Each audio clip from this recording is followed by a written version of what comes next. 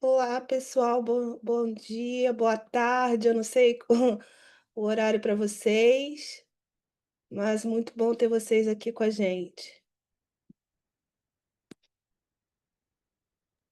Bom dia, pessoal. Como a Ana falou, bem-vindos. A gente vai esperar só mais alguns minutos. O pessoal aqui ainda está chegando, então a gente começa daqui a pouco.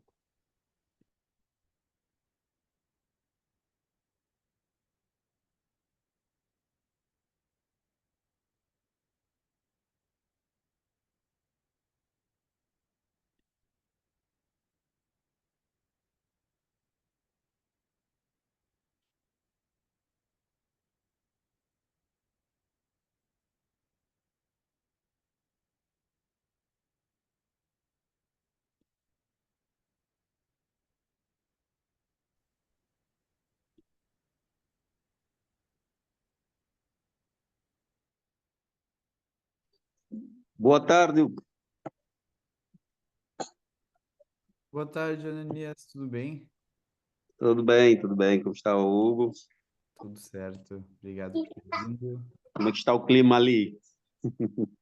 Tá, não tá tão ruim hoje, tá bom, não tá tão quente, não tá tão frio. Não menos grau ou muito graus? Ah, tá tranquilo.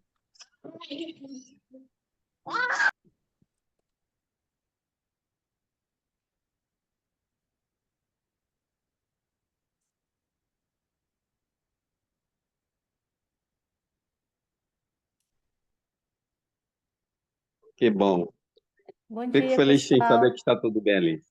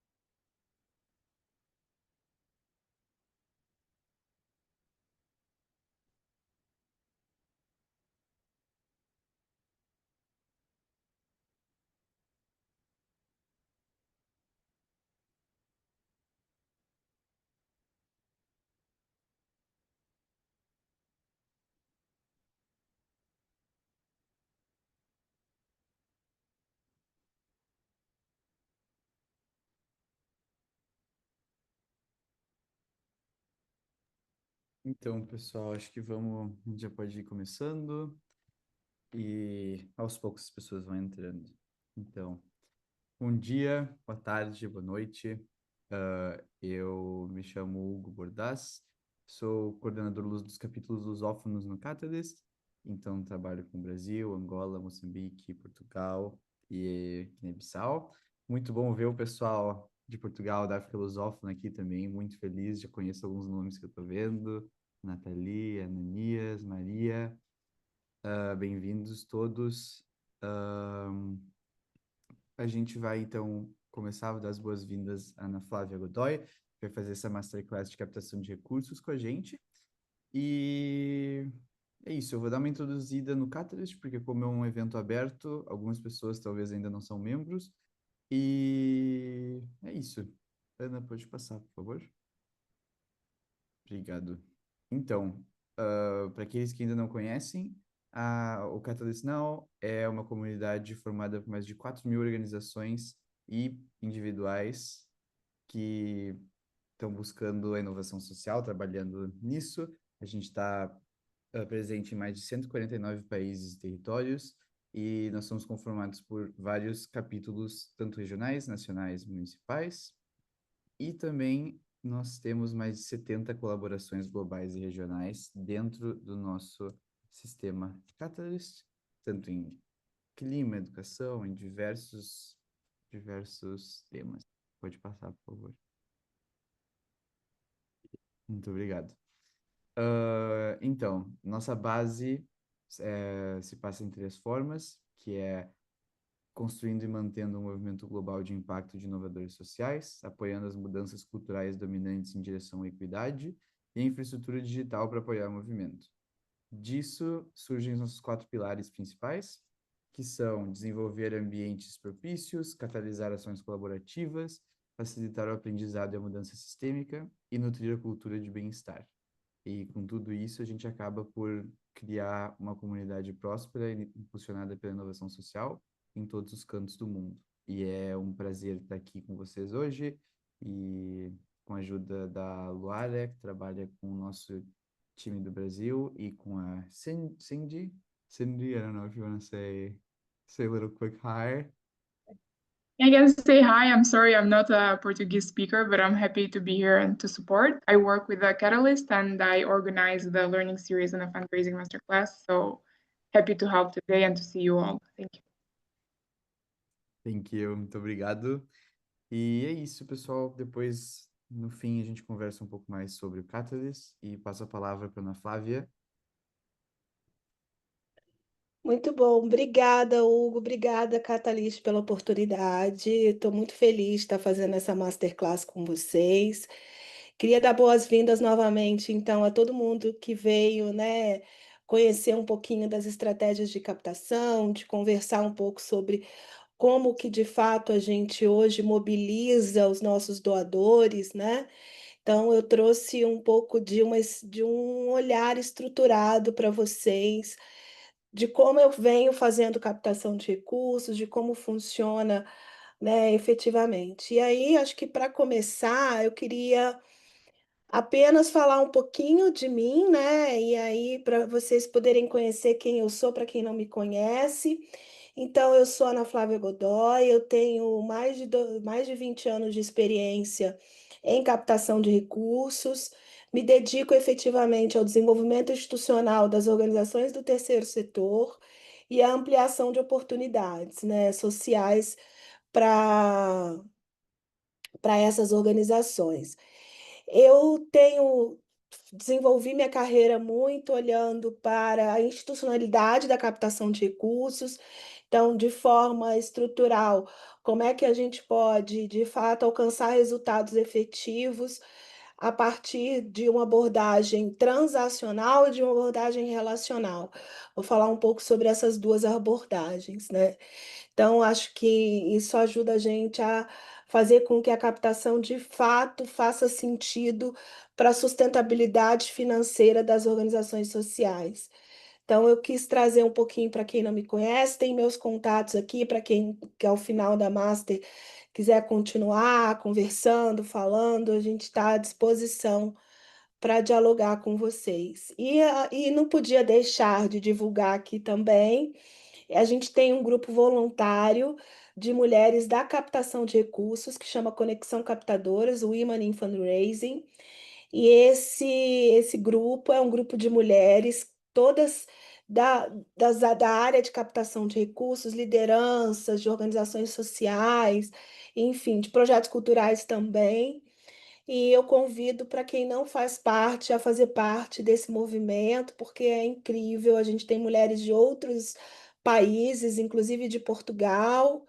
Então, a gente está reativando agora, junto com a Filipa, da Aldeias Infantis, o grupo em Portugal. Então, seria incrível contar com vocês também nessa iniciativa. Ela é totalmente voluntária, enfim, e é justamente para o nosso crescimento e desenvolvimento profissional.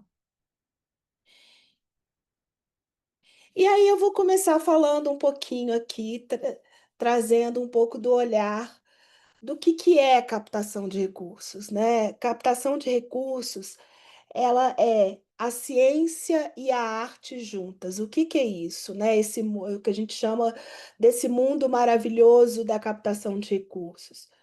Ela é, na verdade, uma oportunidade de você desenvolver competências que você tem, desenvolver capacidades e ferramentas que você vai usar para prospectar recursos, ao mesmo tempo que vai olhar para aquele seu talento de construir relações, de construir oportunidades, de mapear oportunidades.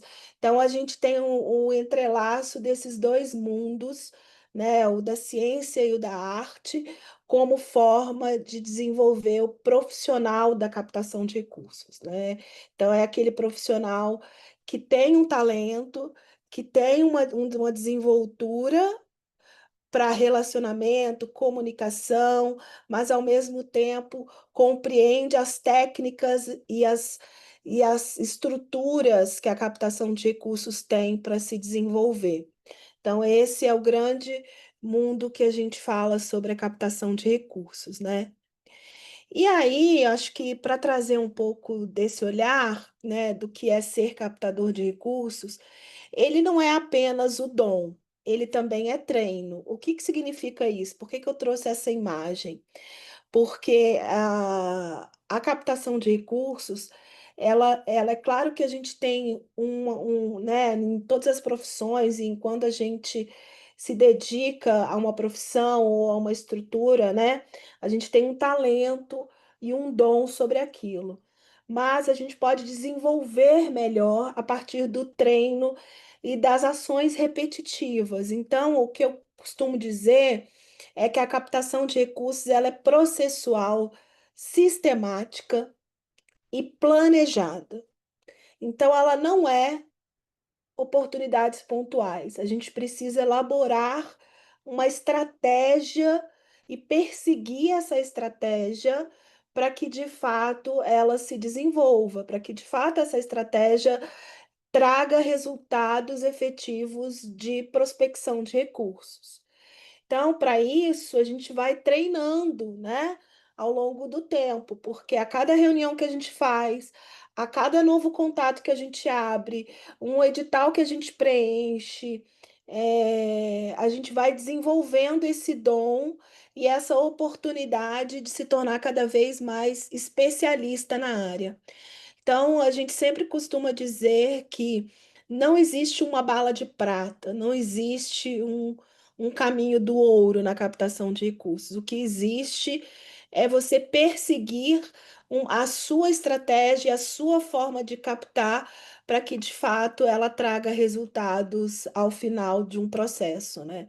Então, é super importante entender isso e observar que a gente precisa treinar e a gente precisa estar no dia a dia da captação, né? Por isso, muitas vezes, a gente costuma dizer que a captação de recursos não pode concorrer com outras atividades. Então, o profissional de captação de recursos é aquele que se dedica exclusivamente à função de prospectar, de mapear, de fidelizar e de conquistar doadores, né? Sejam eles institucionais, pessoas físicas, pessoas jurídicas, mas ele tem que se dedicar efetivamente. Então, o nosso grande recado para as organizações sociais de todo o mundo, e isso, o fundraising é muito forte, é importante que a gente faça essa dedicação efetiva à captação de recursos, tá?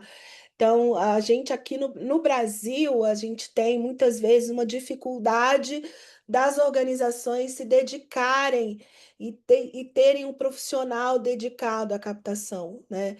E a gente precisa com que, de fato, isso aconteça. Então, por isso que é o treino é o dia a dia, né? Imagina um atleta para ele se tornar né, para ir para uma Olimpíada ou para ter resultados efetivos, ele faz repetições o tempo todo de uma tarefa para que ele possa se desenvolver. Então, aqui a gente está falando a mesma coisa em termos do profissional, tá? Então, acho que esse é um recado super importante. E aí, o que que é, então, a captação? É a construção de pontes, né, entre o doador e a organização social. Ou seja, nós, captadores de recursos, precisamos conhecer os dois mundos, precisamos entender sobre a realidade dos nossos doadores, o que os fazem doar, por que que eles doam, qual é o que os motiva, entender toda essa verdade em relação ao doador e realidade em relação ao doador, assim como entender da própria organização, da causa, né, daquilo que a gente está transformando na sociedade. E eu costumo dizer, por exemplo, que quando a gente contrata um novo captador de recursos para uma organização, é importante que os primeiros meses seja de entendimento da organização. Ele precisa ter pleno entendimento de tudo que a organização faz, de como os projetos se desenvolvem, de como aquela missão é atendida, quais são as atividades realizadas, para que ele possa, de fato, ter condições de prospectar e conectar com a realidade do doador. Por isso eu costumo dizer que a gente é essa ponte entre os dois lados, né? Então, são as parcerias para realizar a sua missão, efetivamente. Então, acho que a gente precisa enxergar a captação de recursos como essa ponte entre os dois lados, né? Entre quem tem o desejo de transformar e quem transforma a sociedade. Quem tem o desejo é o doador. Ele tem um desejo, ele tem um- uma expectativa de, de que o dinheiro dele, né, vá fazer alguma diferença na sociedade. E quem transforma de fato é quem está na ponta, realizando, né, trabalhando junto com o beneficiário, que somos nós, organizações sociais. Então, a gente precisa entender a captação nesse meandro, né, nesse meio do caminho, entendendo os dois lados e realizando esta relação.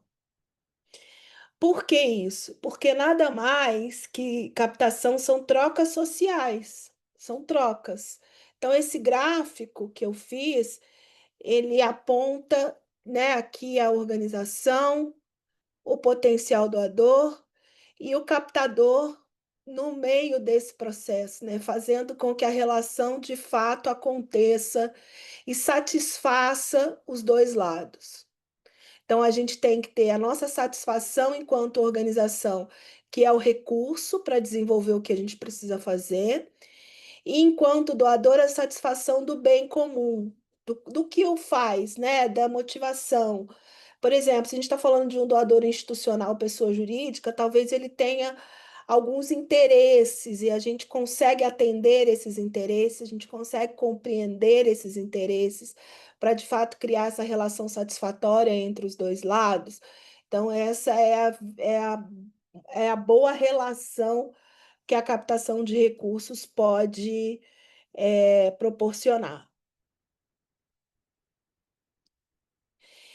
E aí, gente, eu acho que fazendo essa introdução aqui inicial, eu queria provocar, esquentar vocês um pouquinho, dividir vocês em 4 breakout rooms, para que a gente possa debater um pouco sobre o perfil do captador. E aí eu vou explicar um pouco o porquê dessas 4 ferramentas e o que elas significam, né?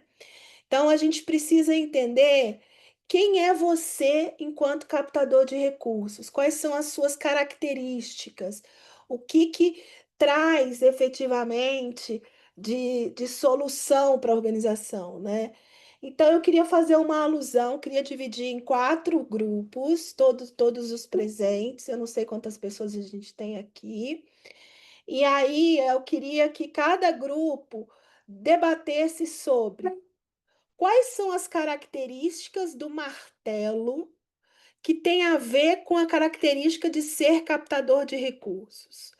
Quais as características de uma chave de fenda e qual a relação o que a gente pode aprender com a chave de fenda para desenvolver o nosso perfil de captador de recursos? A mesma coisa a Trena. O que a Trena faz na construção civil? Né? Por que ela é utilizada? o mecanismo dela, o que que de fato ela traz e qual a relação disso com o nosso perfil de captador. O que que a gente pode aprender com a Trena para que a gente possa se tornar melhores captadores.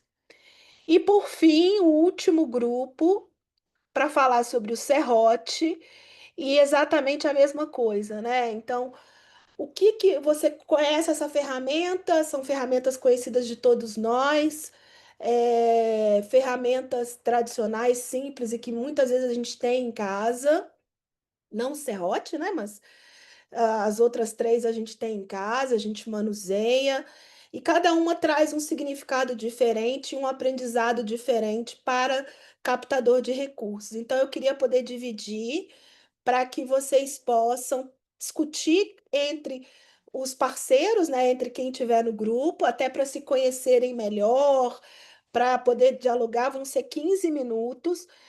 E depois, na volta, eu queria um orador, né, um representante de cada grupo, para rapidamente trazer o que que o grupo discutiu para que os outros grupos possam ouvir.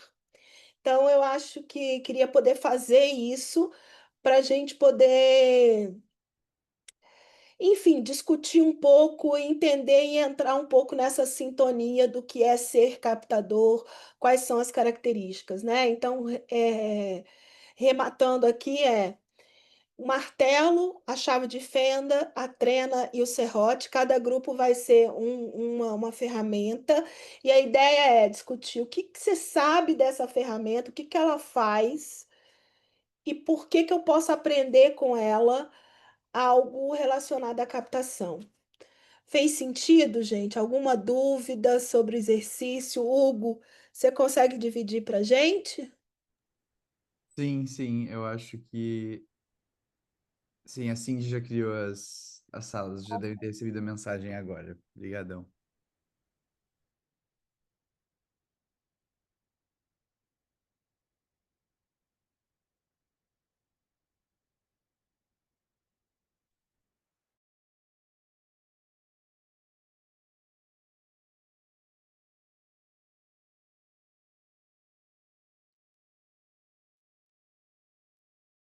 Oi, pessoal.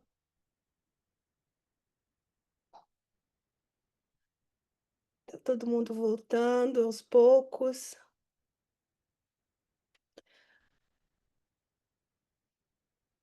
Como é que foram as discussões? Espero que tenha sido proveitoso a discussão. Vamos esperar todo mundo voltar, ainda faltam. Tem algumas pessoas.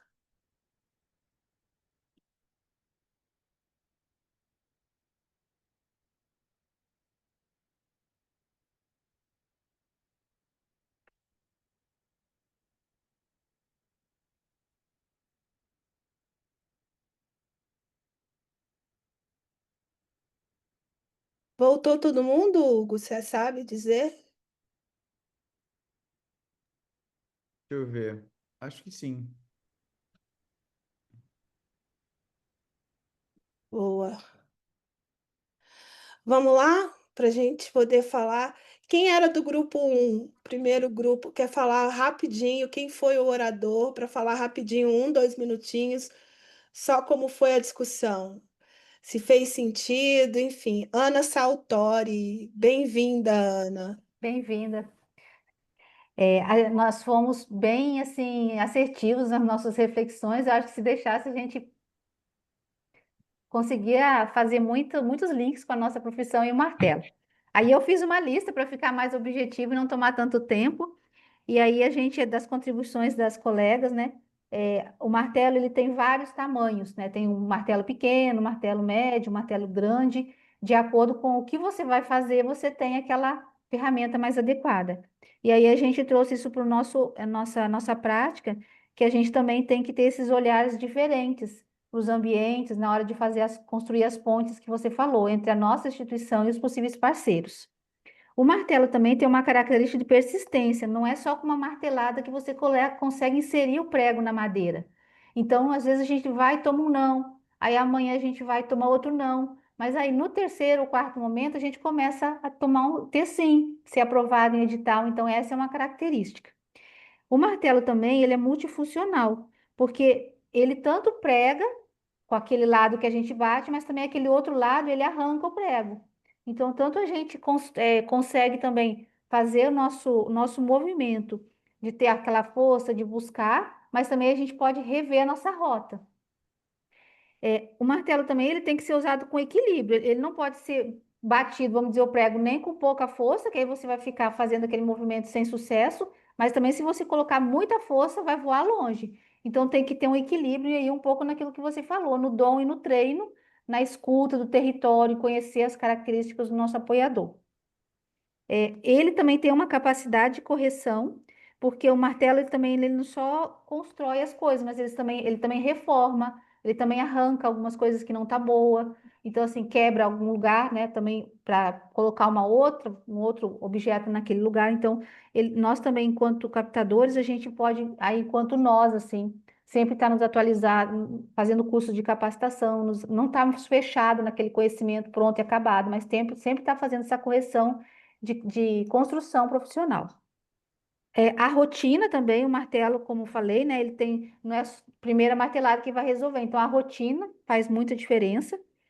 O martelo, ele é um instrumento também que faz transformações, quebra paradigmas, e aí também, a gente quando usa o martelo, a gente não usa o martelo só por usar. A gente coloca uma emoção naquilo ali, né? Eu vou reformar um móvel, vou tirar um quadro do lugar para colocar um outro. Então, no nosso fazer também, se a gente for só no piloto automático, a gente vai, primeiro que a nossa saúde mental vai embora.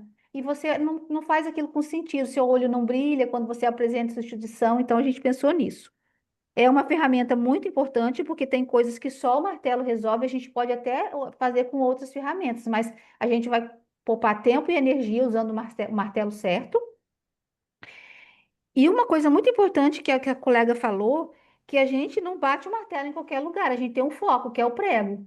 Então, o captador ter o foco é muito importante. Onde que o prego está? O prego está aqui mais na pontinha, o prego está mais no meio da madeira, e ali também vai determinar o tipo de força que a gente vai colocar. E aí a gente tentou trazer isso para nós como foco da nossa visão estratégica na hora de mapear os nossos possíveis apoiadores.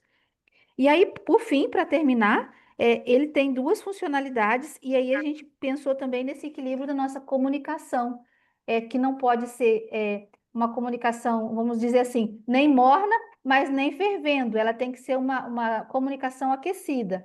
A comunicação, o nosso olhar para a nossa instituição, o mundo que nos cerca e os nossos apoiadores. Então, como ele também tem outras funcionalidades, a gente também tem que ter, vamos dizer, outras habilidades. Aí foi isso, Ana. Muito bom, Ana. Parabéns pelo grupo de discussão e acho que você falou, acho que tudo que você falou é super importante, super tem uma realidade, né, e uma relação com o nosso processo de captar recursos, né? E acho que tem duas características que você trouxe que eu queria destacar antes de passar para o próximo grupo, que é a gente pensar no foco. A gente tem que ter uma meta, a gente precisa perseguir essa meta. Todo captador de recursos precisa entender que tem muito do relacional, da construção de relacionamento, estratégias, dom, né, treinamento, como eu falei, mas se a gente não tiver um foco, se a gente não tiver uma meta para perseguir, a gente vai se perder no processo.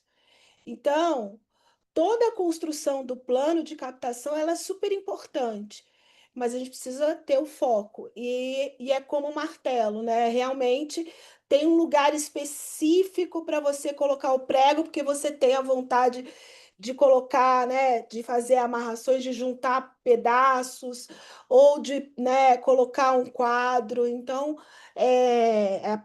o foco é tudo que a gente precisa entender da realidade. E a persistência também. A gente precisa muito de perseverar em torno do que a gente faz. Por quê? 90% do tempo a gente recebe não, e 10% do nosso tempo a gente recebe sim. Então, se a gente desistir nesse meio do caminho, a gente pode não chegar no resultado que a gente quer. Se a gente desistir nos primeiros nãos ou tiver desânimo, então a gente precisa perseverar, ter persistência nesse lugar. Então, muito bom que vocês trouxeram. Espero que tenha feito contribuições para o grupo. E aí, quem estava no grupo 2 para poder falar um pouquinho de como foi a discussão? Oi, Olá! tudo bem? A gente conversou lá no grupo, o grupo pediu para eu trazer aqui as nossas considerações a respeito da chave de fenda, que era a nossa ferramenta ali no nosso grupo, né? Então, foi bem interessante a discussão. E nós trouxemos algumas palavras-chave aí de funções da chave de fenda e fatos interessantes sobre ela que a gente pode fazer um link realmente com a nossa atuação aí nesse mundo de captação de recursos, por exemplo, né? Então, a chave de fenda, ela é uma ferramenta que ela tem muita praticidade, né? Ela é simples e fácil de carregar. Então, normalmente você consegue colocar uma chave de fenda na bolsa, na mochila, você consegue colocar até no bolso, né? Você consegue levar na mão com facilidade. Isso a gente fez um link com os materiais de apoio, muitas vezes com as mídias que a gente precisa ter, né? A respeito do nosso projeto, a respeito da nossa instituição, a respeito do nosso trabalho. Então, a gente precisa também ter essa praticidade hoje, né? A gente não carrega mais um portfólio impresso, a gente não carrega uma pasta, uma mala grande com muita coisa ali física. A gente tem que ter as coisas ali na palma da mão, no celular, elas têm que estar na nuvem, elas têm que estar de fácil acessibilidade ali para que você possa sacar naquele momento que você está frente a um possível apoiador e você possa também transferir esse material de forma muito fácil e muito prática, assim como é fácil você passar uma chave de fenda para alguém. Um outro ponto relevante que a gente trouxe é a multifuncionalidade, né? A polivalência dessa ferramenta. Ela serve ali para várias coisas, né? Ela serve tanto como uma alavanca para você abrir alguma coisa, para você colocar força em alguma coisa que você precise movimentar.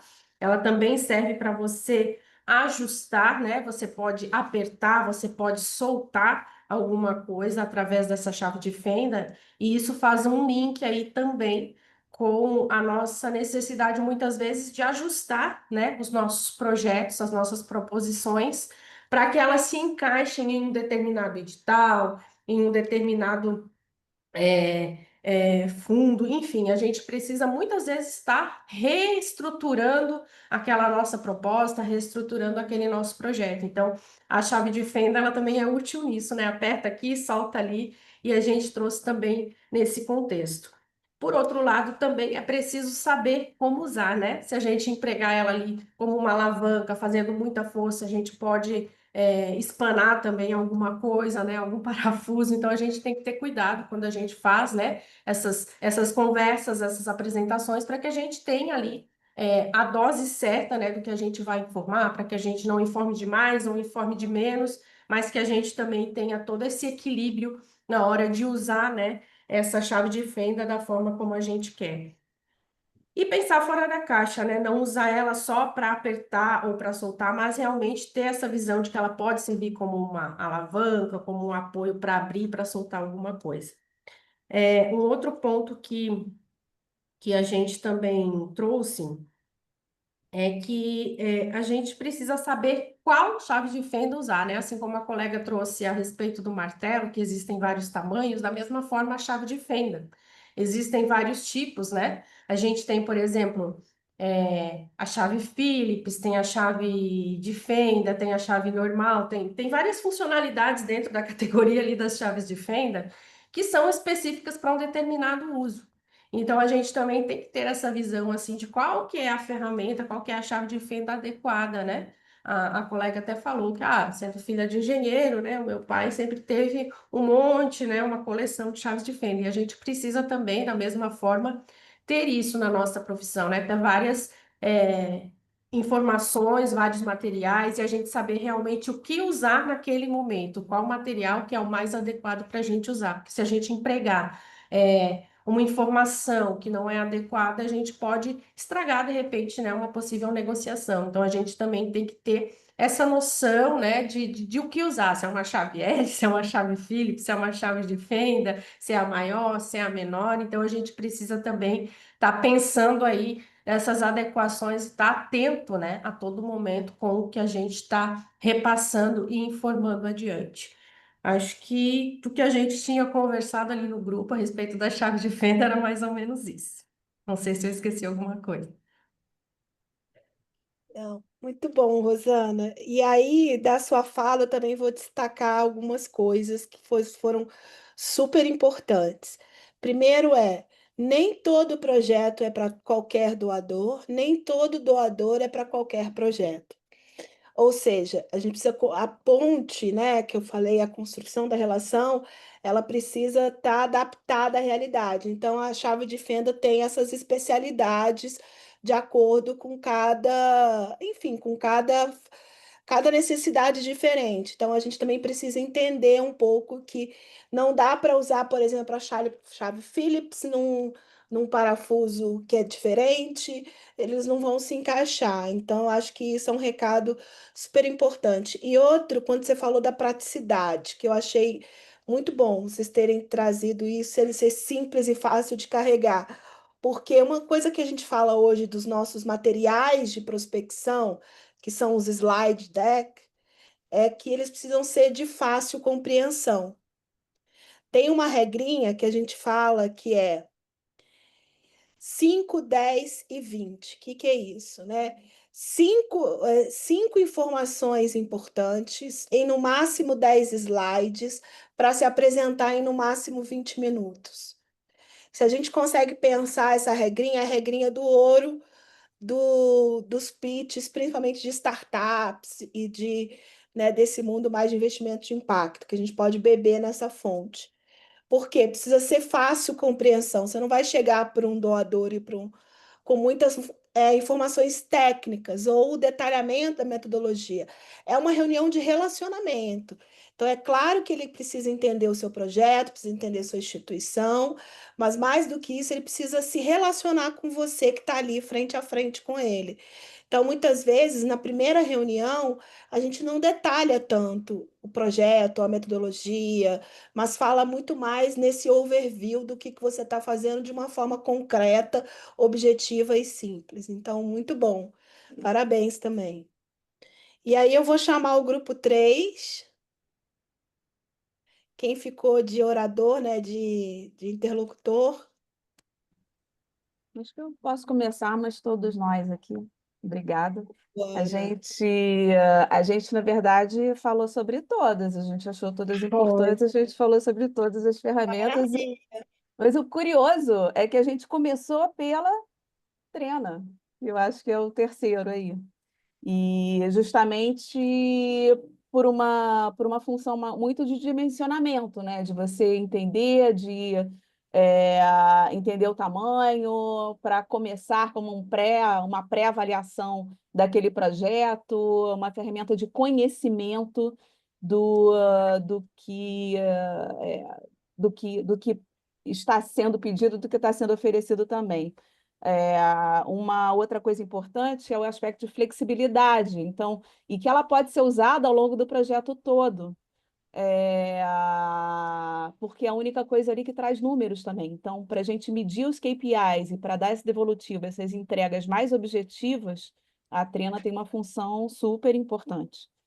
E para a identificação do dos impactos, objetivo, não, e também para você identificar dentro dessa questão que a Ana trouxe, não é todo projeto para todo doador, não é todo doador que serve para aquele projeto, justamente usando a Trena como símbolo, né, para identificar quais são as características e as possibilidades, tanto de cada um dos potenciais investidores, quanto do que o projeto tem a oferecer para cada um também. Então, tem uma função ali do fazer caber, no certo sentido, com flexibilidade, a partir de um dimensionamento e a possibilidade de fazer ajustes, e que ajustes são esses, né? Então, é muito um KPI, um sinalizador do que precisa ser feito, e numa função grande também de monitoramento, avaliação e informação. O que não foi falado, eu acho que o martelo, a gente conversou sobre tudo isso que a Ana falou. Uhum. A chave de fenda ficou com uma função muito de ajuste fino também, e o que chama atenção no serrote, essa escolha, né, de fatiar, também a coragem do fatiar o que cabe, o que não cabe, faz o projeto melhor ou não. E aí, de uma forma geral, acho que aparar as arestas, identificar os riscos e oportunidades de se usar o serrote também, mas eu acho também o que muito fica, eu acho achei que o exercício foi bem bacana, usar metáfora é sempre mais fácil do que para a gente associar coisas da vida real. A forma da diversidade dos olhares, cada um trouxe um olhar de fato diferente, então como é importante que essas escolhas sejam coletivas. Todas essas ferramentas precisam de uma certa forma de força, sensibilidade para poder fazer as escolhas também. Então, que ajuste é esse que eu acho que o captador precisa sentir ali na hora o que fazer e que ferramenta. Por isso que a gente foi, eu acho que muito na caixa de ferramentas coletiva, para fazer as escolhas de que ferramenta usar em que momento. A gente ficou se perguntando também o que está faltando nessa caixa de ferramentas, e a Sônia trouxe muito, pô, está faltando uma cola aí, né? Então, eu acho que a gente se questionar o tempo todo, ter essa função é, de pulso do que está faltando, do que está velho, do que está enferrujado, e como a gente precisa renovar a nossa casa o tempo todo em função de novas tecnologias que surgem, que podem deixar as outras obsoletas. E também uma questão sobre especialidades e generalidade sobre pessoas. Será que tem gente que sabe usar melhor o serrote do que a chave de fenda, do que o martelo, né, do que a trena? Então, qual né, a pessoa adequada para aquela escolha daquela ferramenta que vai ser usada. Não é isso.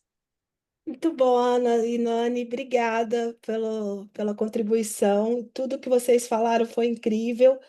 Vou colocar a cola a partir de agora, Nani. Acho que é boa colocação, acho que excelente.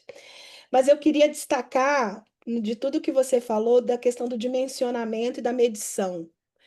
A gente, captador de recursos, também precisa medir a nossa produtividade. A gente também precisa medir o quanto está sendo eficaz o que a gente está fazendo e a forma como a gente está fazendo. Então, por isso, eu vou apresentar para vocês mais para frente. A gente trabalha com o funil, né? O funil de vendas.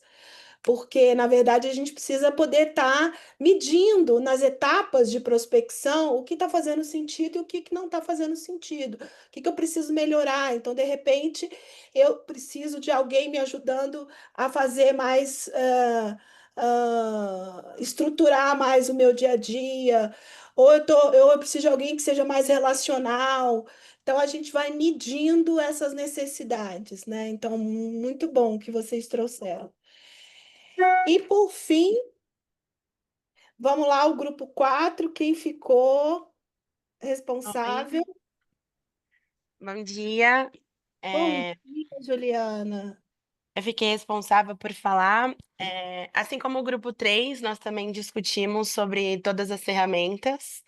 Então, nós chegamos à conclusão de que é um projeto de construção, né? Você não chega ali querendo já a captação de recursos, parte de uma construção, e que cada ferramenta, né, é um perfil dentro desse projeto que vai exercer, de acordo com a demanda, né, a sua função. Então, falando um pouquinho aqui sobre o serrote, que eu acho que é a última que faltou, o serrote ficou para a gente como um planejamento estratégico ali, né? Como uma ferramenta que não destrói, ela vai transformar ali. Então, ela tem a função de cortar, ela tem cortar de uma forma precisa, com uma certa intenção.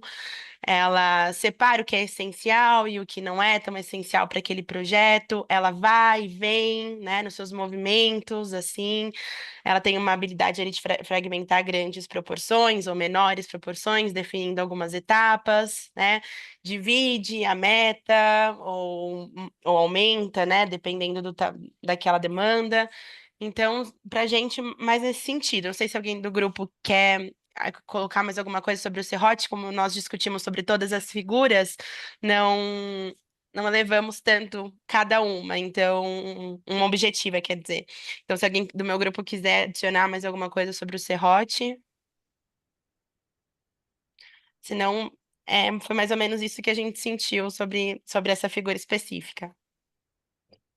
Muito bom, Juliana. Obrigada, obrigada. Conheço bastante a BVTEX. Que bom que você está aqui. Obrigada. E aí, eu acho que do serrote tem uma coisa muito legal também, que eu aprendi muito quando eu construí esse exercício, né? Porque eu nunca tinha usado um serrote antes, mas ele é maleável. E ele não demanda força, ele demanda maleabilidade. Por isso que ele tem essa estrutura grande e ele é flexível, ele é mole. Você corta a partir de uma forma que você tem um cuidado com o que você está cortando. Então, quando você falou da transformação, tem tudo a ver com isso. Assim, a gente também precisa ser muito flexível, precisa ser muito é, maleável com as situações, porque a gente vai, de fato, entender, a gente está negociando. Então, negociação requer uma maleabilidade, requer você entender o outro lado, requer você fazer com cuidado. Então, a gente não está ali apresentando um projeto meramente, a gente está negociando algo, então a gente precisa entender o conceito de negociação e o que significa isso para a realidade do que a gente está montando, né? Então, muito bom, boa colocação. E adorei que vocês fizeram o exercício, eu vou voltar aqui para os slides. E espero que tenha contribuído com. Peraí, com o aprendizado, né, do que a gente está propondo aqui. Vamos lá, vou voltar com a tela. Então é isso. Então a gente tem esse olhar, né, de todas essas considerações que vocês fizeram. E aí eu queria trazer um pouco dessa característica do captador, algumas coisas que norteiam, né, tudo que a gente falou aqui. Primeiro a gente precisa ter e fazer um bom networking. Então, a gente precisa saber conhecer pessoas, circular, participar de eventos, realizar eventos. Então, o captador ele não é aquela pessoa que fica atrás do computador o tempo todo, é uma pessoa que está circulando, está criando conexões o tempo todo, né, para que aquilo retorne num resultado. Porque uma máxima que a gente tem em captação de recursos é pessoas doam para pessoas. O que significa isso? A conexão do seu doador geralmente é com você, captador. Então, a gente precisa construir esse network, a gente precisa circular, precisa ser conhecido, precisa conhecer pessoas. Tem outra máxima também, que um bom captador não é aquele que distribui cartões, mas é aquele que recebe os cartões. Então, é aquela pessoa em que você está ali fazendo contato com todo mundo, né? E criando essas conexões para a sua organização. O segundo ponto é um pouco de empatia. A gente precisa, acho que vocês falaram isso um pouco nas ferramentas, que é entender o outro lado, compreender, ter cuidado com se colocar no lugar do outro, né? Então, se eu sou um doador, o que eu faria? Por que eu doaria para a minha organização? O que faria eu destinar o meu dinheiro para a minha organização, seja uma empresa ou uma pessoa física? Mas ter a empatia aqui, a capacidade de empatia, é no sentido de fazer esses exercícios de se colocar no lugar do outro o tempo todo, para que aquilo possa, de fato, se desenvolver. A questão da comunicação, ela é super importante, ou seja, a gente precisa ter uma boa comunicação, uma boa oratória, uma boa fala, saber falar e escutar. Muitas vezes a gente, né, pela ansiedade ou pela ansiedade de apresentar o projeto, a gente sai falando, talvez não deixa nem o doador do outro lado se apresentar. A gente tem muito disso, assim. Então, acho que a gente tem que aprender a escutar. Eu sempre digo que uma boa reunião é aquela que o doador fala mais do que a gente. Quando ele fica só escutando, não é uma boa reunião. Precisa ter um equilíbrio aí entre o que você fala e o que ele fala, porque ele precisa se posicionar naquela reunião. Lembrando, é uma negociação. Então, ele precisa se posicionar efetivamente naquela realidade, né? Outra questão é a capacidade investigativa. O que que é isso? A gente está o tempo todo fazendo pesquisa. Eu não posso ir para uma reunião ou para uma conversa com o doador se eu não conheço o perfil dele, se eu não conheço o perfil da empresa, por que que a empresa faz doação, por que que ela se interessaria pela sua causa, por que que ela está te recebendo, o que que motiva, e isso tudo é a gente pesquisar na internet, a gente pesquisar em meios, né, em contatos de pessoas conhecidas. Então, a gente precisa se relacionar efetivamente para, de fato, isso poder dar certo, né? Então, a gente precisa conhecer o outro lado. Criatividade é algo super importante no dia a dia nosso da profissão, porque muitas vezes a gente vai ter gatilhos na reunião. O que que é isso? É, por exemplo, eu sempre costumo começar uma reunião pedindo para que o outro fale primeiro, né? Dos investimentos, do que tem feito, porque eu posso adaptar a minha fala de uma forma criativa a partir do que ele está apresentando. E isso faz com que o meu discurso seja melhor aderente ao que ele quer ouvir. Então, ser bem criativo é super importante. Precisa ser uma pessoa disciplinada, disciplina. Eu costumo dizer que eu sou aquariana com ascendente em Libras e organização não está na minha característica, mas aqui no trabalho eu tive que aprender a organizar planilhas, a organizar os contatos, a organizar, ter um pipeline estruturado, a ter uma estrutura bacana para poder você seguir os follow-ups, né? Para você seguir é, negociando. Então, como eu falei antes, né, 90% do tempo é receber não e 10% é receber sim. Então, o que que significa isso? Significa que muitas vezes a gente vai precisar fazer vários follows, vários contatos. Então, se eu não me organizar, aquilo pode se perder no processo. A capacidade de aprender é super importante, então, aprender é algo que traz um olhar bacana, ou seja, você entender o outro lado, você saber de tudo, ler notícias, né? Saber das notícias. A gente, né? Eu sou também, eu não falei na minha apresentação, mas eu sou também da Associação Brasileira de Captadores de Recursos, a ABCR. Eu acho que não tem uma associação irmã em Portugal nem em Moçambique, eu acho. Mas a ABCR, a gente faz um festival, que é um encontro só sobre captação de recursos, né? E esse ano a gente fez uma mesa muito importante sobre cenário internacional. Não necessariamente o cenário da captação, mas é a conjuntura internacional geopolítica. O que está acontecendo no mundo? Porque isso faz diferença, obviamente, para a captação de recursos. A gente precisa entender, então a gente precisa ler jornal, a gente precisa entender das notícias do meu país e do mundo, né? Para que a gente possa, de fato, ter repertório durante as reuniões, né? Ter repertório durante as conversas com os doadores. Organização, então, é um pouco da disciplina, então tem que saber organizar. Saber receber não, porque a gente recebe 90% do tempo não, então a gente tem que saber lidar com esse último, né? Lidar com a frustração. Então, a gente precisa sempre, aí eu costumo dizer, e é por isso é tão importante cuidar da saúde mental, quem trabalha com captação de recursos, porque a frustração faz parte do nosso dia a dia. E a gente precisa saber lidar com isso para a gente chegar no sim. Porque o sim, ele não vem imediatamente, ele vem a partir desse processo que a gente está falando, com todas essas características que a gente está discutindo aqui. Então, cuidar muito da nossa mente é super importante para um bom trabalho de captação de recursos.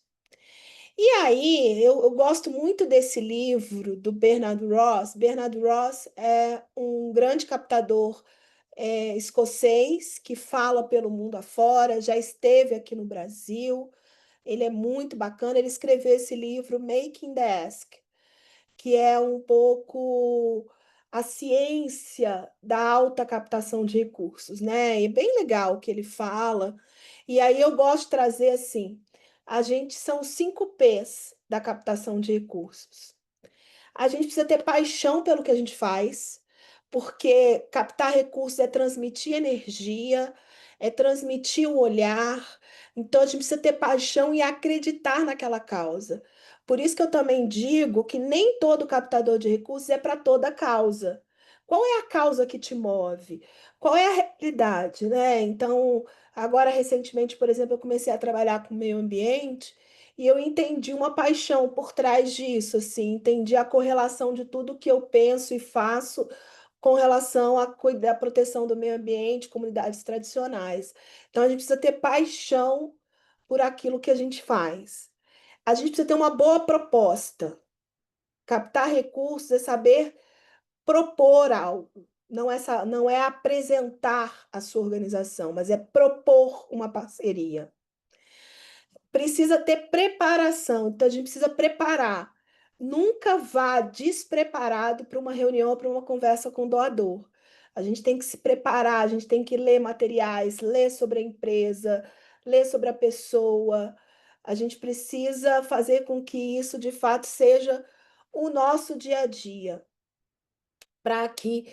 E aí eu costumo dizer, por exemplo, que eu divido o meu tempo, meu dia e a minha semana, nos momentos em que eu faço mais pesquisa, onde eu estou atrás do computador, pesquisando, construindo materiais, fichas de doadores, e aquele tempo que a gente está na rua, fazendo prospecção, conversando com o doador, perseguindo a meta, né? Persuasão, ou seja, a gente tem que persuadir na nossa realidade, na nossa captação, ao mesmo tempo que a gente tem que ter persistência, né? Perseguir essa meta é algo que faz parte do dia a dia. Então, muita gente que chega para mim e fala: ai, Ana, eu não sei o que fazer. Eu fiz 3 contatos e nenhum deu certo. Ora, bolas. São 3 contatos só que vai te trazer resultado? Não, a gente tem que ter persistência. Tem um videozinho que eu gosto muito, que é falando sobre o vendedor de sabão. Ele é um videozinho bem interessante, rápido, depois eu posso compartilhar com vocês, que ele fala um pouco das características efetivas, né, de um bom vendedor, de um bom captador de recursos. Então, que a persistência faz parte.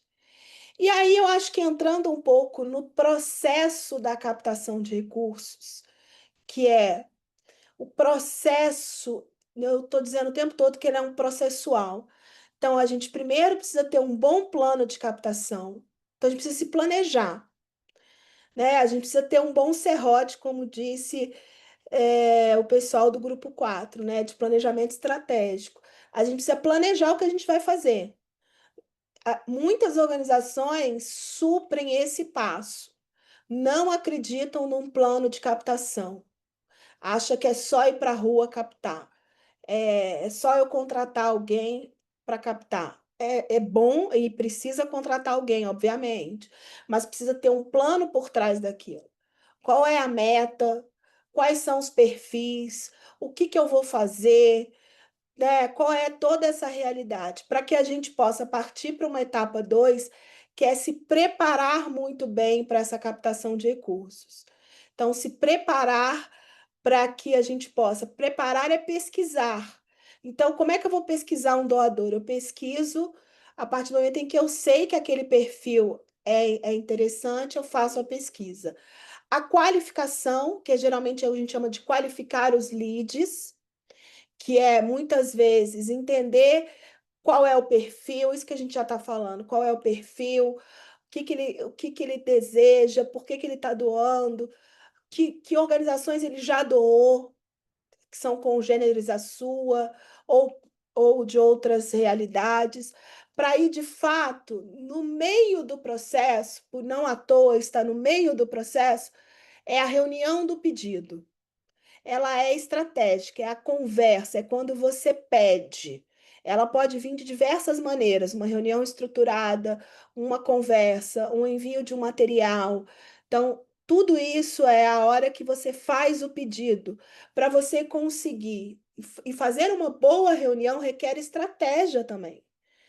A reunião ela precisa ter uma organização, você precisa ir com um plano de reunião para que você possa ter resultados efetivos nessa reunião.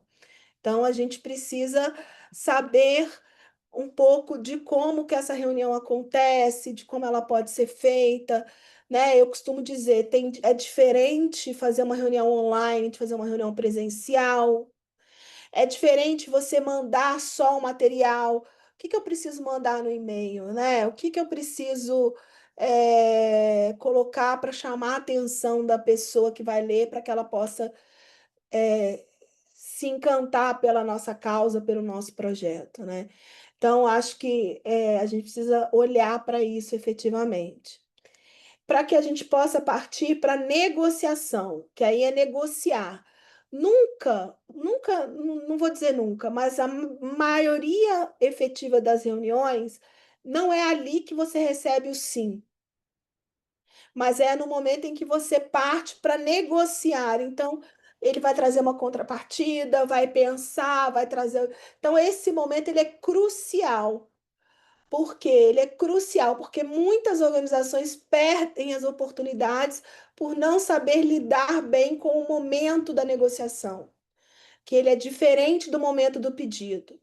Então, a gente precisa saber bem para a gente chegar nesse próximo passo aqui, penúltimo, que é fechar, ter o deal, né? O negócio fechado. Então, para isso, a gente precisa passar bem pelas outras etapas. E a última etapa dessa menininha dançando, né? Essa moça dançando, é manutenção. Para que a gente possa ter bons frutos da captação de recursos, eu não posso abandonar o meu doador depois que ele fez a doação, seja ele uma pessoa física, uma empresa, uma fundação. A gente precisa ter também a estratégia de manter essa relação. Então, seja mandando relatórios periódicos, seja marcando reuniões periódicas, seja fazendo processos de escuta, mas precisa se relacionar, mesmo que tenha sido por um edital, tá? Eu acho que é importante criar relações com quem de fato está doando para vocês. Então, isso é super importante. E aí, um pouco dessa análise estrutural da captação. O que significa isso? Para que a gente possa ter uma boa captação, isso é muito para os gestores das organizações. A gente precisa entender. Se a gente investe na captação, não é o investimento captado, mas é o recurso disponível para a captação rodar. O que é isso? Profissional, ferramenta, material, custos de viagens e de eventos. Então, a gente precisa fazer um orçamento para a área de captação. A área de captação precisa ter o seu orçamento, que na verdade não é custo, é investimento. Por isso que eu não coloquei a palavra custo, porque na verdade você está investindo para trazer mais dinheiro, né? Essa é a lógica. Para que a gente possa acessar os recursos, a gente tem que investir nisso. Então, é bastante equivocado, por exemplo, a ideia de algumas organizações, quando precisam cortar custos, cortam a área de captação. Eu fico pensando como que vai sobreviver, porque a área de captação ela é fundamental para a sobrevivência da organização. Então, é a área que precisa ter mais vida, que precisa ter mais oportunidades de estar na rua, de estar desenvolvendo.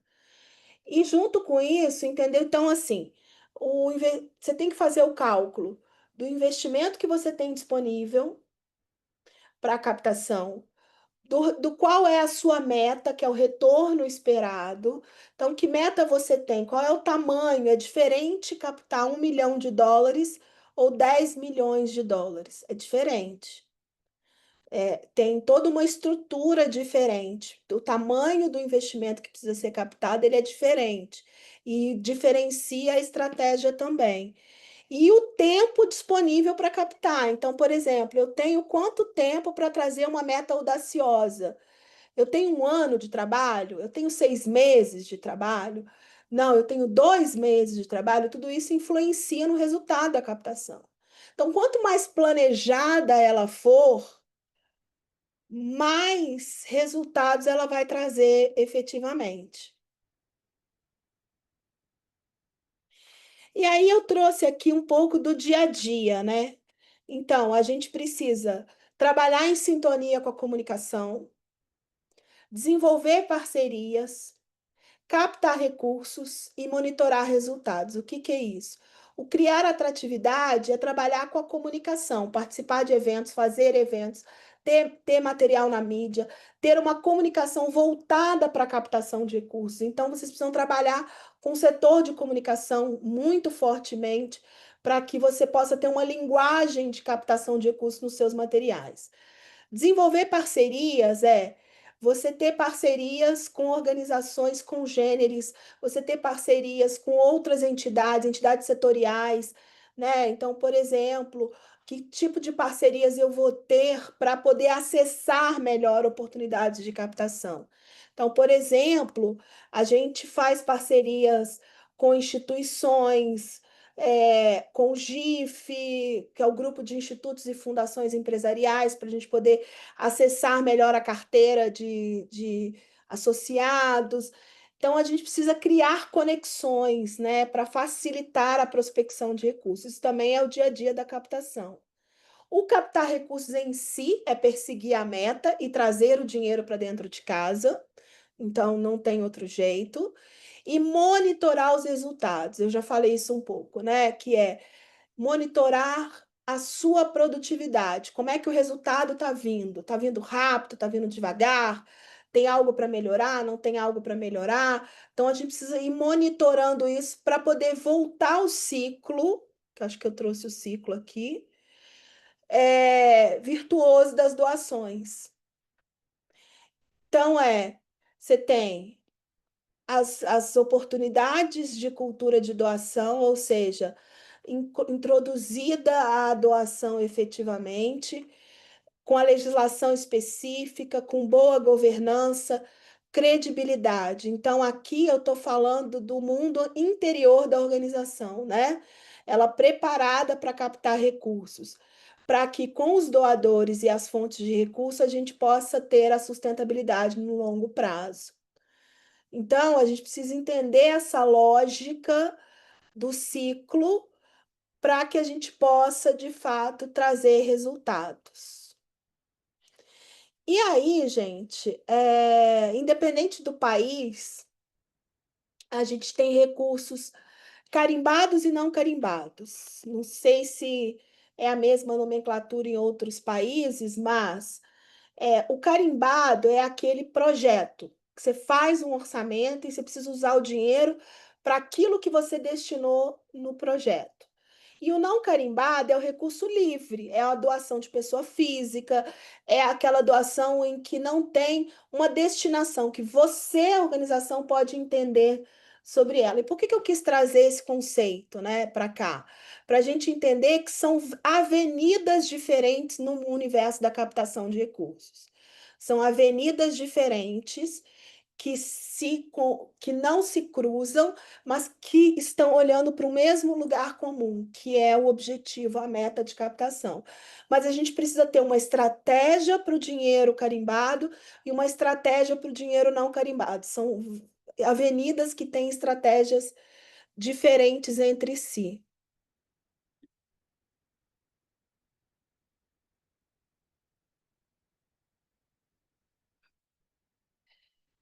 Eu fui ler o chat ver se tinha alguma coisa. Aí, relacionando-se com as empresas, eu quis trazer um pouco de alguns conceitos e termos. usado com as empresas. E isso não é só no Brasil, isso é mundial, né? A gente está aqui traduzido para o português, mas é mundial. Então, a gente tem o investimento social privado, que é muitas vezes aqui no Brasil entendido como dinheiro de filantropia, estruturado, uma filantropia mais estratégica, né? Quando ela está alinhada ao negócio, quando ela está de fato estruturada dentro da empresa e que tem uma meta, eles têm um objetivo, eles criam. Então, você pode ver, por exemplo, fundações e institutos empresariais que têm um destino, que pensam um caminho para o seu investimento social privado. Então, é importante a gente olhar para isso e a gente poder estruturar isso melhor para poder entender que este é uma veia de possibilidade de captar recursos. O segundo é a responsabilidade social corporativa, que é atende muito às metas internas da empresa, né? A responsabilidade social corporativa, inclusive, nasce no recursos humanos.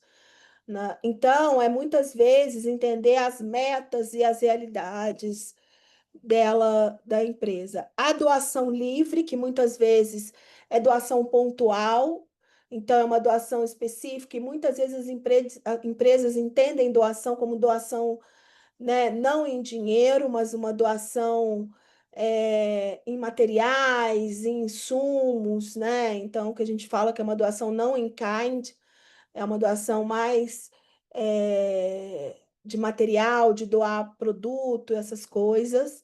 Patrocínio tem a ver com dinheiro incentivado aqui no Brasil, especialmente, que é o dinheiro que vem das leis de incentivo. Para quem é de outros países, aqui no Brasil a gente tem a lei de incentivo que a empresa pode deduzir parte do seu imposto de renda a favor de projetos aprovados pelos ministérios, seja do esporte, da cultura, no Fundo da Criança e Adolescente, enfim. Então, ele entende patrocínio quando está incentivado, mas não só quando está incentivado. Patrocínio, por exemplo, sponsorship lá fora, é muito quando a gente busca recursos para eventos, quando a gente busca recursos para atividades mais comerciais, digamos assim. Então, por exemplo, quando a gente faz um show, quando a gente faz um evento específico, mesmo que ele seja beneficente, um jantar, então a gente usa a terminologia de patrocínio nesses lugares. E uma questão que é bastante polêmica, que são as parcerias. As empresas também têm buscado criar parcerias, que é o quê? O que a gente pode construir juntos? O que a gente vai fazer para atingir aquela determinada? Então, não é muito financiar a sua organização ou financiar o seu projeto, mas é muito construir algo junto com a empresa. Isso tem sido muito recorrente. As empresas têm buscado bastante olhar para esse mundo da parceria, de como a parceria é desenvolvida, de como ela se estrutura, né, da realidade junto à empresa. Então, e junto à organização social, como é que essa relação de fato acontece. Então, esses são os termos bastante usados. E aí, eu acho que só para falar um pouco de networking, né, que eu acho que é nesse mundo, então é o que eu falei antes, a gente precisa fazer muitas conexões. A gente precisa estar conectado com as pontas, conectado. Então, por exemplo, não à toa, muitas organizações do Norte e Nordeste contratam captadores de recursos de São Paulo, Rio, porque tem uma concentração dos escritórios aqui, então a gente consegue circular mais e estar mais junto. E aí, eu queria trazer um pouco assim, acho que não vai ser um exercício, mas eu vou talvez perguntar se alguém tem alguma dúvida e tal, mas é assim, pensar em espaços e eventos que fariam diferença para a sua organização. liste pelo menos 5 oportunidades, pense e leve para a sua diretoria para que ela possa autorizar você participar desses eventos, desses espaços, para que você possa testar o seu pitch, a sua fala, tudo que você está apresentando. Então, é super importante a gente poder construir esses espaços, né? E pensar muito nesses lugares. E aí eu queria perguntar se alguém tem alguma pergunta, para eu passar para o próximo, se alguém gostaria de fazer algum comentário em cima do que do que eu trouxe. Fiquem à vontade, quem quiser abrir o microfone. Se fez sentido o que eu trouxe, se, né, se está fazendo sentido para vocês. Alguém quer falar?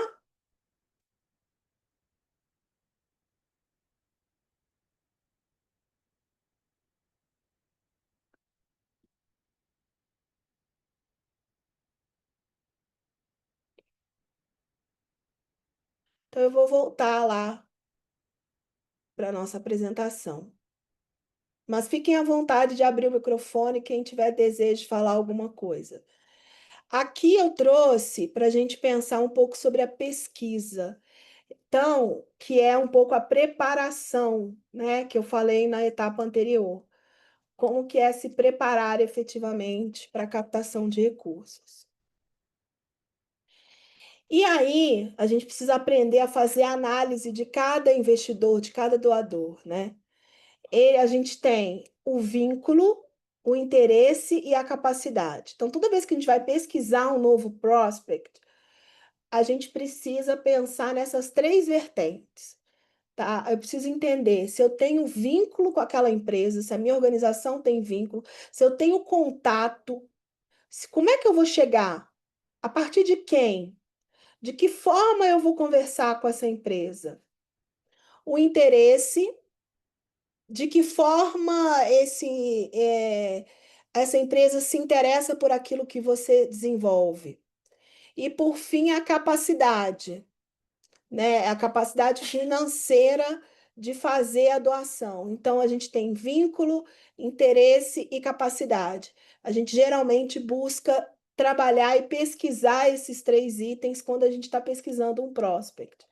Então, a gente precisa, de fato, olhar para isso e entender se tem uma realidade com a nossa organização, né? Então, se eu tenho vínculo, se eu conheço alguém nessa empresa, se eu consigo chegar lá, né? Então, vínculo é super importante. Se ela vai ter interesse pela minha organização, efetivamente, e se ela tem capacidade financeira de fazer uma doação ou de fazer aquilo que você está solicitando, né? Então, se a gente faz essa análise, a gente entende claramente se a empresa tem apetite ou não, para a empresa, o investidor, o doador, tem apetite ou não para fazer uma doação para vocês.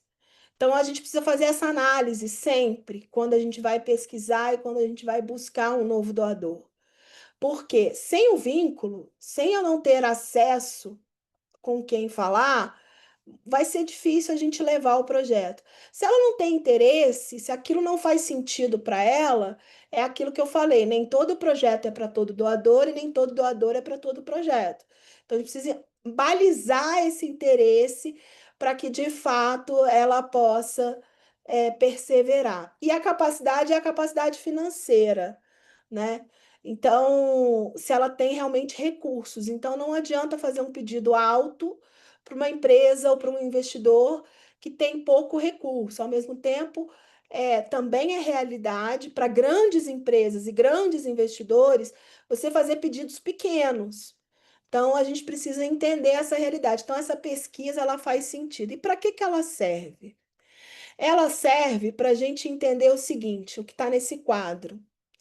Quando é a hora de solicitar, quando é a hora de desenvolver melhor o relacionamento e quando é a hora de descartar ou adiar este relacionamento. Então, o que significa isso? A hora de solicitar esse quadro, na verdade, a gente faz, é uma metodologia que eu uso, né, geralmente nas minhas consultorias, para poder avaliar uma lista. Então, a gente faz uma lista de prospects, qualifica essa lista, né, de acordo com a tabela VIC, que é aquela tabela, ranqueia os que ganham pontuação maior. Por quê? A proposta aqui, só para voltar a explicar melhor, a proposta aqui é, no vínculo, no interesse e na capacidade, você pontuar de 0 a 5, de acordo com muito, pouquíssimo interesse ou muito interesse. Não tem o vínculo ou tem um vínculo bacana, tem o contato certo da pessoa. Tem capacidade financeira ou não tem capacidade financeira, então é o número 5. Quando a gente dá essa pontuação, a gente cria uma lista ranqueada. E essa lista ranqueada, ela dá origem a essa planilha, que nos ajuda a entender quem está mais quente, quem está morno e quem está frio, né? Então, eu vou ser muito mais estratégico na hora de pedir, porque é claro que é mais fácil fechar com quem está forte nessa negociação, com quem está verde. Esses aqui do meio, eu vou criar uma estratégia de negociação com eles, uma estratégia de relacionamento, de desenvolvimento. Então, eu vou fazer um evento com eles, eu vou enviar materiais, eu vou fazer algo para que essa relação ela aconteça. E aqui embaixo, esses em vermelho, eles são aqueles que a gente precisa descartar ou adiar, ou seja, não adianta eu forçar uma negociação ou uma apresentação para esses prospects que ficam aqui na área vermelha, porque de fato ele não vai trazer resultados, né? Ele não vai, de fato, fechar. E é sempre bom para o nosso ânimo, para a nossa realidade, a gente começar sempre por aqueles que são os frutos mais fáceis. A gente fala isso, né? Hang fruits. Então, a gente precisa fazer com que, de fato, esses frutos mais fáceis, eles estejam a priori. E aí, aqui, eu vou passar rápido aqui para poder falar um pouco sobre, desculpa, produtividade. Então, a gente vai discutir aqui um pouquinho sobre produtividade. Então, aqui, o que significa esse funil de vendas? O funil de vendas, ele serve muito para medir como está a sua prospecção e os seus fechamentos.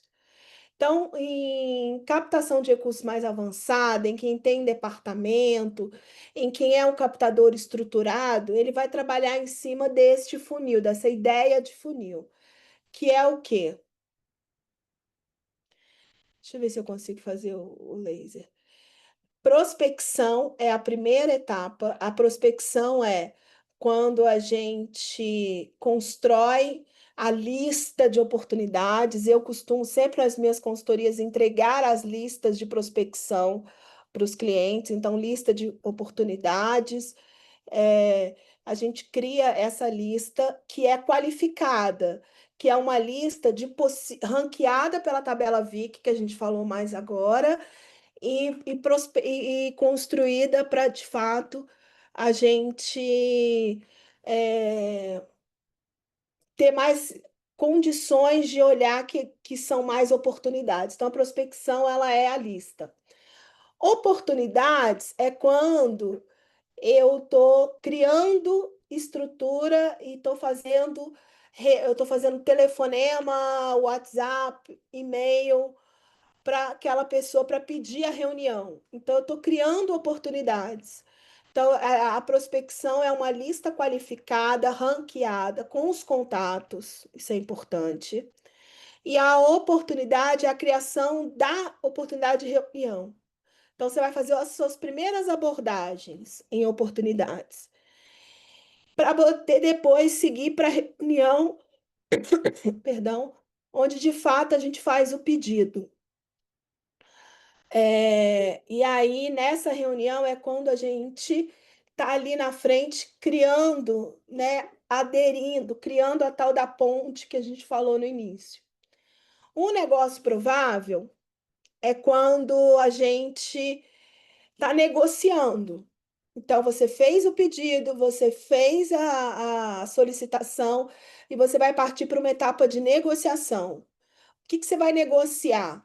Você vai negociar se as contrapartidas, o tamanho da doação, o que ele está pedindo em troca. Então, é um momento onde a gente equaliza a realidade da prospecção. E, por fim, negócio confirmado, que é quando a gente recebe a doação.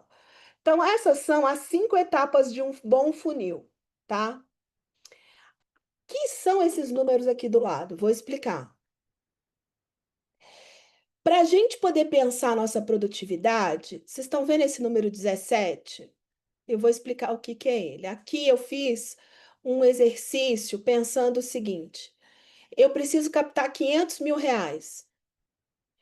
A média de captação é 30 mil reais, né, por empresa. A média que eu capto é 30 mil reais por empresa ou por doador. E eu preciso captar 500 mil ao final de um ano de trabalho. Se eu dividir 500 por 30, eu preciso fechar 17 contratos. Vamos acompanhar que às vezes é difícil entender, mas aqui, ó, 17 contratos, eu preciso fechar 17 contratos. Eu não falei que 90% do tempo é receber não? 90, 15, entre 10 e 15% é a taxa de fechamento. Então, o 17 precisa representar os 500 mil reais, que é a sua meta, e 10 a 15% de uma lista total. Então, neste caso, para eu fechar 17 contratos, eu preciso ter 171 nomes na minha lista inicial. Então, esse é um exercício que eu faço, muito importante com os clientes, para poder entender o tamanho da lista de prospecção que a gente precisa ter. Então, aqui, ó, 171 é quantos próximos eu preciso ter na minha lista. E essa lista ranqueada, eu vou fazer contato com essa lista. Então, eu baixei aqui né, um degrau. Eu vou fazer contato com essa lista. Então, de 171 nomes nessa lista, eu falei com 125. Consegui falar e marcar reunião com 125. Consegui ter o contato, a resposta, né, de um pedido de e-mail, de um pedido de WhatsApp ou de um telefonema, que a gente nem usa muito hoje mais, mas de fazer o telefonema. E aí a gente parte para a etapa 3, que é o tal da reunião. Então, vou voltando. 171 é o número de prospects que eu preciso ter na minha lista desse exercício. 125 é uma quebra que eu vou ter em cima do 171, porque, na verdade, a gente geralmente realmente tem uma quebra, então tem uma quebra de uma etapa para outra, é um funil. Se ele é um funil, ele não é um cilindro. Nem tudo que você prospecta, você fecha, tá? A gente precisa entender essa realidade. Então, aqui o fechamento é 125. Para cair na reunião exitosa, 94. Então, aqui é um exercício de produtividade de um possível captador. Então, ele tinha uma lista de 171, ele conseguiu contato e marcar reunião com 125, e dessas 125, 94 foram boas reuniões. Tiveram um talvez, um sim, né, um vamos negociar, ou seja, a reunião foi exitosa para você partir para a negociação, que é essa quebra. E aqui, da negociação, você precisa ter uma. Aí você vai para confirmar o negócio. Então, o que significam essas porcentagens aqui do lado? É a quebra entre uma etapa e outra. E por que isso é tão importante? Para medir produtividade. Por exemplo, aonde que eu estou vendo uma queda maior? aqui entre o 94 e o 34. O que que significa? Talvez esse captador esteja perdendo muito depois da reunião, ele não sabe manter a negociação. Então, ele perde muito aqui, perde muitas oportunidades. Ou talvez, em outro exercício, pode ser a perda aqui, né? De uma lista qualificada, não está tão bem qualificada a ponto de você conseguir falar. Então, você tem uma perda muito grande de contatos. Por quê? Porque, de fato, você não consegue fazer conversas com todo mundo. E, por fim, aqui é uma quebra que ela acontece, é uma quebra importante, ela sempre tem aqui, mas a gente precisa preservar essa quebra para que ela não afete a nossa captação, porque a reunião ela é central no processo. Então, a gente precisa fazer boas reuniões e aí olhar para essa quebra, para que o resultado aqui seja efetivo e eu tenha os 17 contratos fechados. Fez sentido, gente? Deu para entender aqui essa numeração? Alguém ficou com alguma dúvida? Que isso é a realidade do que a gente precisa fazer.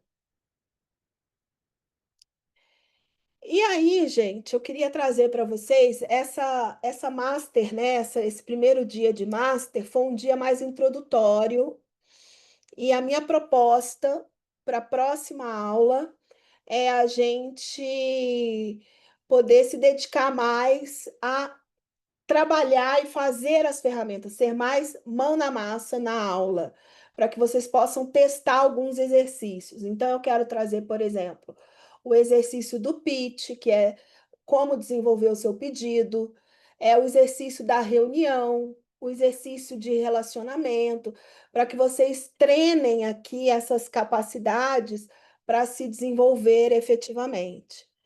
Então, eu acho que esse é um pouco do que eu queria trazer para vocês. Não sei se alguém quer ter uma.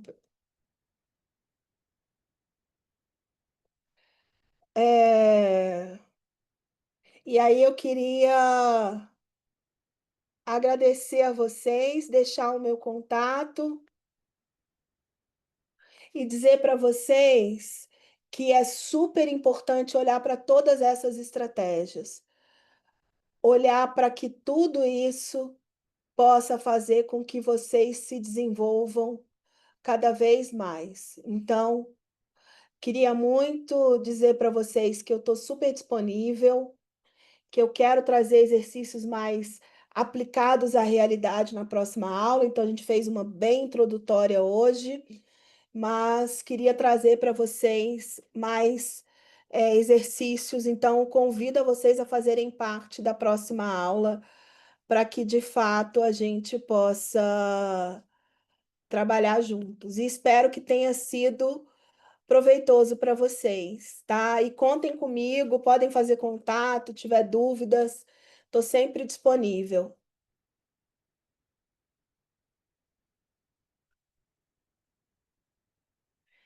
Não sei se alguém quer falar alguma coisa.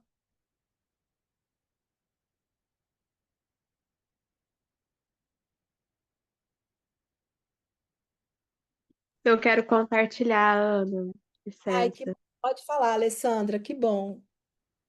Quero agradecer pelo momento, pela metodologia aplicada, ensinada, a forma como foi conduzida. Para mim, a atividade em grupo também enriqueceu muito, né? Essa possibilidade de conhecer outros participantes, da gente trocar uma ideia, foi muito rico, mas também a forma como você trouxe, né? Ficou de fácil entendimento, ficou bem claro, então gratidão pelo tempo. Obrigada a vocês por estarem aqui, por contribuírem. E aí, fica à vontade se alguém mais quiser falar.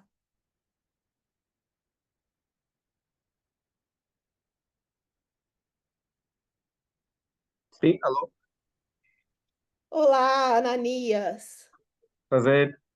Prazer. Estou bastante feliz pela apresentação e com certeza que já fui sendo incentivado a participar desse colóquio pelo Hugo, pois eu trabalho em um projeto com pouco fundo, né? Com pouco fundo ou sem nenhum fundo. Mas funciona, apesar dos desafios que nós temos. Que é o projeto Escola Comunitária Novo Horizonte, que atendemos crianças desfavorecidas, né? Que os pais não têm condições de colocá-las a um colégio, ou uma escola privada, ou por falta de vagas nas escolas públicas, ou então em zonas que não existem projetos sociais. Então, temos trabalhado em condições precárias e à procura de financiamento. Então, as dicas que trouxe a Nasser, não, a Carolina, eu só esqueci o nome, perdão. Ana Flávia. A Ana Flávia, exatamente, a Ana, foram bastante elucidativas para mim, foram de fato. E eu consegui perceber aqui algo. Faz sim sentido, porque às vezes surgem pessoas interessadas a apoiar, mesmo sem terem recursos. É, é. Então, é bom saber quem é esta pessoa que diz que quer apoiar o projeto, quais são as condições. Então, isso tudo foi, de facto, elucidativo. Muito obrigado, até a próxima. Vamos estar presentes também para colher mais experiências. Muito obrigada, Ananias. Que bom que você trouxe a sua fala. E a gente está à disposição. E a próxima aula, acho que muito que a Alessandra falou, ela vai ser bastante mão na massa, bastante trabalho. A gente vai dividir em grupos, então vocês vão poder se conhecer também. Enfim, acho que essa é a proposta. E também testar essas ferramentas, né? Muito bom.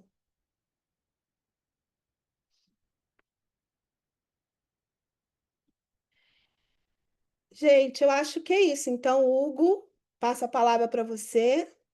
Obrigado, muito obrigado, Ana. Muito bom ouvir os relatos do pessoal também. E espero ver todo mundo na semana que vem, na próxima aula. Foi realmente muito bacana. Eu só vou fazer um rápido comentário.